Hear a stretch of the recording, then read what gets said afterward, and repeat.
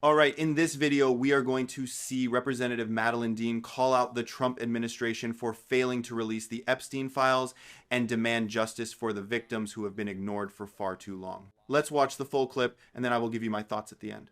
As the president went to Scotland, there were a lot of anti-Trump protests there in the streets. Not surprising, of course, they're not big fans of his in Scotland. But this trip comes as the president is facing a lot of new challenges, including the horrific starvation we're seeing in Gaza.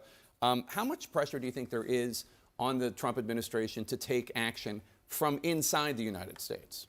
I think there's tremendous pressure, and I'm glad, finally, there is pressure. And I'm very glad that CNN and others are covering the starvation in Gaza, the suffering that is going on, and the truth about it, what's actually happening.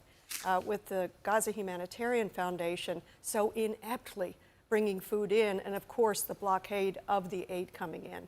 You see now what is going on is that my constituents are calling me about Gaza, are calling me about the other issues that the president is not dealing with, as he's off in Scotland promoting his golf courses. Another issue the president's not really dealing with is the Epstein files, which is a promise that he and his administration made both before he won and after. How much do you think this is a self-inflicted wound? Well, points on strategy for sending him to Scotland to focus on some meetings with the EU and other things, because sometimes when you've got a bad news story, the best thing you can do is just move away and focus on something else. This did not need to be a weeks-long story that's now permeated pop culture and beyond just politics. Donald Trump, many people around him ran on getting to the bottom of what happened with Epstein, bringing people to justice.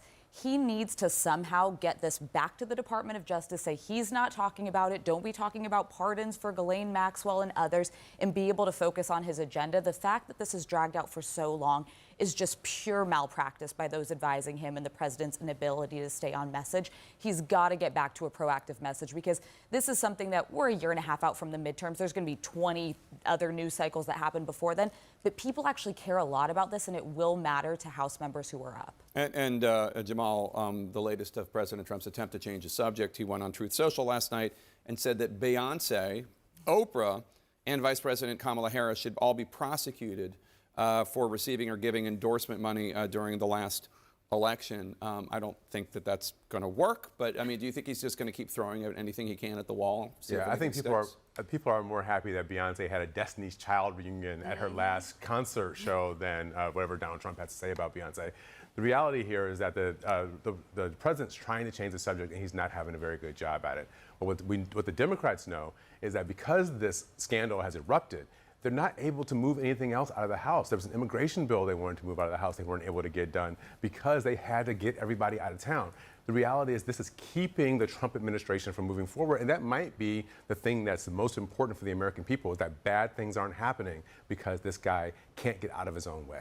And a lot of this is as Jamal just noted, a lot of this is Republicans who want these files released. Look, I think you released the files, but look, I think we look at the data. What does it tell us? The president still maintains 90% approval among Republicans. You look at, from a Democratic perspective, 63% of young voters are not in favor of what Democrats are doing in terms of leadership. Around 26 to 30% overall are looking at the Democratic Party and saying this is a party that doesn't have a cohesive message and strategy to challenge Republicans, which is something you certainly wouldn't want coming from your constituency. And so as it pertains to what the electoral odds are moving forward as we get ready for midterm, I think Republicans are looking at something that maintains competitiveness in terms of running against Democrats, in terms of forming a cohesive message that Republicans can run on. And I predict, Jake, if you're looking at some of the data we've seen thus far economically, the economy is probably going to get stronger towards the end of Q4, going into Q1 of 26, which again is a strong message for Republicans to run on. So, Congresswoman, it feels like every few weeks a new polling organization comes out with a poll saying Democrats are at the lowest level they've ever been, and the latest was Wall Street Journal. Democratic approval ratings hit a record low, 63 of voters having an unfavorable view of your party. What does your party need to do to climb out of that? I have to speak to two issues that just came up here. What I regret around the Epstein files is nobody talks about the victims. We need truth, transparency, and justice. Every time we talk about this, these now adult women, they were children. Let's remember this. Yeah. Many of them were children who were trafficked. That's the whole reason. Raped, there needs to be assaulted. justice for these women. Justice for the women. Yeah. They are just re-victimized every single time. release the files. It isn't just Maxwell and Epstein who knows what happened here when you traffic hundreds of girls and women. On the polling, I haven't seen polling that shows the president at 90% of anything. Well, with Republicans, among Republicans. Some small slice of Republicans. Even his base is getting very upset with him over Epstein and the conspiracies and the failure to be transparent. What do I make of that Democratic, the poll? Yes, we're in the doghouse yet again. What I see and what I hear from my constituents, whether I'm answering the phone in my office or I'm out at the supermarket, everybody is anxious, upset, worried. They're worried about Gaza. They're worried about war crimes in Ukraine. They are worried about tariffs. They can't plan because businesses can't plan. They're also now worried about things they weren't worried about. Medicaid. Tens of thousands of my constituents are at risk of losing Medicaid support, whether it's for substance abuse or for their disabled child. So they're worrying about things they didn't have to worry about before, and they see a president not solving the big issues that are, some of them, very man-made, like Gaza. I think the challenge continues to be that Democrats just do not have a clear leader, so the message ends up being very scattershot. And while I completely agree, release the Epstein files, I think most Democrats have come around to that position. You just had these earnings calls where you have major companies that are having significantly less economic success than they had predicted they would when Trump came into office. Because of the unpredictability of the tariffs. But this is not the lead story among Democrats, the economic impacts of some of the more reckless aspects of the president's agenda. Instead, it's sort of, well, now we're on board with releasing the Epstein files, something they really didn't talk about for the 4 years that Joe Biden was in office. And I'm just waiting for that moment, to, a year out from midterms, where they're going to unite around, this is our proactive message, this is what we're going to do different than Donald Trump, here's our economic plan. And it seems, again, to just be scattershot, where it's an issue here, it's an issue there, but not one cohesive plan. That's incredibly important. I've been saying this for months on these shows.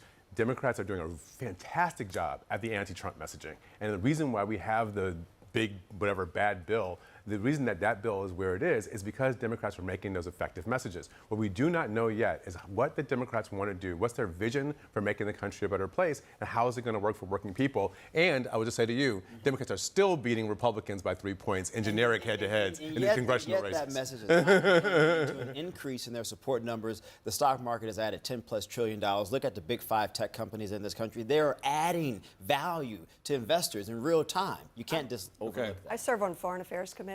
We travel to different countries, and leaders are baffled by what's going on around tariffs. Yeah, that was a lot, but let's just start with this. When a Democrat brings up the Epstein files, finally, and does it not as some throwaway partisan jab, but with actual emotion, actual urgency that matters. Representative Madeleine Dean did not tiptoe. She looked straight at the camera and said what way too many people have avoided saying: there are victims, literal children, now adults who were trafficked, and we still do not know how deep this goes. And instead of answers, we get silence. We get distraction. We get golf courses. And the part that really hits, she is right every time this becomes a political football or a media circus or some dumb meme on Truth Social. Those women are re-traumatized. Like, how are we still here? How is this still being treated like some side story? Trump promised to release the files. That was a campaign talking point. He made it sound like he was going to be the hero. And now he is out here floating the idea of pardons for Ghislaine Maxwell and screaming about Beyoncé. Beyoncé. That is the game. He is dodging accountability with celebrity name drops and hoping nobody notices. And the thing is, it is working kind of, because the people around him are enabling it. His advisors are not reining him in.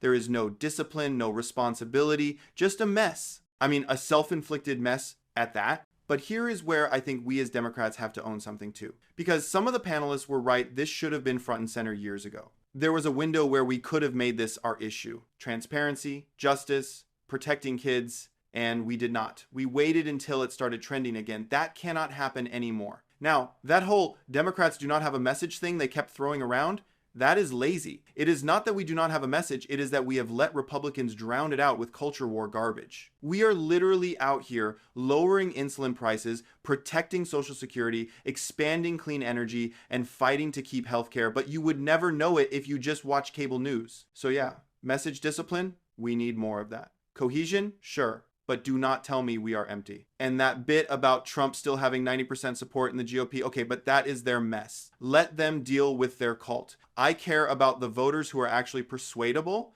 the ones who want justice, who want Medicaid for their kids, who want truth. And right now, they are watching to see who is actually serious. So yeah, release the Epstein files. Do it now. Do it fully. No more excuses. And if Trump wants to make noise about pop stars instead of predators, fine, let him. Just do not let him distract us from the fact that there are still hundreds of survivors waiting for justice. Let me know your thoughts in the comments. While you are down there, hit the like button and subscribe. I appreciate you guys, and I will see you in the next one.